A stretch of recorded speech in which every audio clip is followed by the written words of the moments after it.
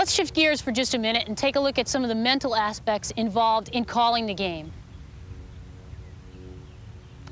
What are some of the things we need to take into consideration when calling the pitches during a game? Many pitchers and catchers get themselves into trouble when they try to throw to what the situation dictates or to what the other batters and the other team dictate rather than throwing to their own capabilities. It's very important to remember the first rule that we want to keep in mind is get ahead on the count. If we keep the pitcher ahead with more strikes than balls, the pressure is going to be removed from the pitcher and we're going to put a lot more pressure on the batters. So the first thing that we want to take into account is the pitcher's capabilities. What is her best pitch? What are some of her weaker pitches? When do we want to throw those pitches based on the count? Even if I know that I have a batter who swings at rise ball pitches, if my pitcher does not throw a good rise ball, we can't afford to throw that on the first pitch because we can't rely on what the batter's going to do. If she doesn't swing at it, immediately we're behind on the count. So the first thing to take into consideration is the pitcher's capabilities. The second thing that we need to take into consideration is the hitter's capabilities. Is she a power hitter? Is she a singles hitter? Is she a weak hitter? How can we tell some of these things? Catcher, you need to be watching all the time number one, where that hitter comes up in the lineup. The number 3 and 4 hitters are very oftentimes the power hitters on the team. With the power hitters, they're taking big swings. They very often pull the ball. They're ahead of the ball. They're very often very aggressive hitters. Those are hitters that you can get by changing speeds quite often. It may be that you find a weak spot on those power hitters. Don't sit on that weak spot, but or allow them to learn to hit that weak pitch, but mix in and use the weak spot to when they least expect it. If they're a singles hitter, those are the hitters that you want to look for and change your pitches, mix your pitches very much. You can't sit with any one pitch all the time. Singles hitters can very often adjust to change-ups. So you want to be careful when you throw change-ups to the singles hitter. In this case, I'm not saying don't throw change-ups. I'm saying be careful when you use the change-up and where you use it. The weak hitters are oftentimes swinging behind the pitcher. Their timing is off. So we don't ever want to throw change-ups to weak hitters. However, if you see something in the weak hitter that she is pulling the ball quite often, it may be possible that you can use the change-ups. These are the things that the catcher needs to keep watching. When you're sitting behind home plate, you need to use your peripheral vision to watch the batter. Where she's standing, is she swinging up, is she swinging down? What is she likely to be most susceptible to? The third thing that we need to take into consideration is the situation of the game.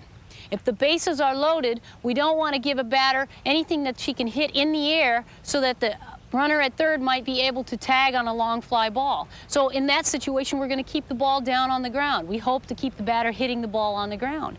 Okay? The situation of the game is going to dictate what pitch we call. If there's runner on first base and no outs, it's an obvious bunt situation. A rise ball is the hardest pitch to bunt. But if your pitcher doesn't have a good rise ball, we may not want to throw a rise ball on the first pitch and take a chance of her falling behind on the count. All the situations in the game are going to dictate what type of pitch that you're going to call. But again, remember, the first thing we're looking for is what our pitcher is capable of doing so that we can get her ahead on the count. The fourth thing that we need to take into consideration is what are the field conditions on that particular day? Is it a hard field where the batter might chop the ball over the infielders' heads? If that's the case, we might stay away from a lot of low pitches. Is the outfield grass very wet? Do we want to find a way to try to keep the balls out of the outfield? We might not want to throw a lot of high pitches. Do we have a fence? If we have a fence, it might be that we keep the ball down so that we don't take a chance of allowing some of their power hitters to put the ball over that fence. Depending on the field conditions is going to play a role in what pitch that you call. You might take a look at the backstop. Some backstops on a field have one rung of wood, and the ball might bounce differently off of that wood. Some of them might have 3 feet of wood where the ball is going to bounce on some of the higher pitches off of that wood.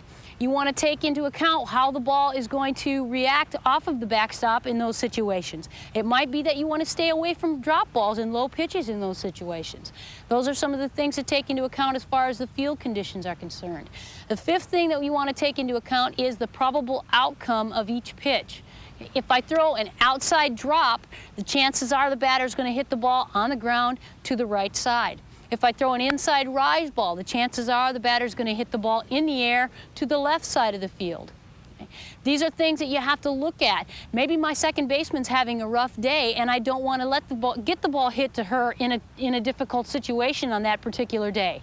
These are things that we need to look at when we think about which pitch to call. Another thing to take into consideration is the umpire.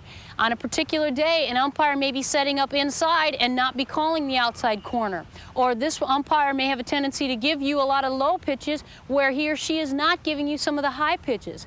You have to look at those things. It may be that the umpire has a big strike zone and you can use some of the corners off of the plate a little bit more than in normal situations. Let's take all of these things into account, and I think the order in which we take these things into account is very important. Okay?